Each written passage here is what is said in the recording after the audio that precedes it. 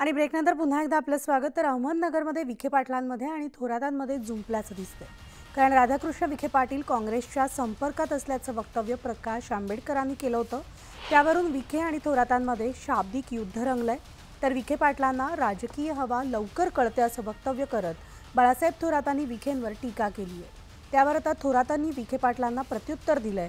बाळासाहेबांच्या डोक्यावर परिणाम झाल्याची टीका विखेंनी थोरातांवर केली आहे।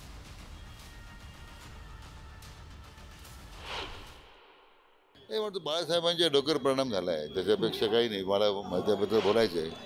कारण आता लोकसभेची निवडणूक सुरू आहे। आज ते देशाच्या प्रश्नावर बोलत नाहीत, पक्षाच्या धोरणावर बोलत नाहीत, ते फक्त त्यांचा सगळा वेळ विखेंच्यावर टीका करण्यात त्यांचा खर्च होतोय। आज त्यांना स्वतः आत्मपरीक्षण केलं पाहिजे की आपण स्वतःला नेते समजतोय आणि उत्तर महाराष्ट्रामध्ये फक्त आपण एक जागा लढवतोय, धुळ्याची, ती सुद्धा बाहेरचा उमेदवार तुम्ही लादलाय।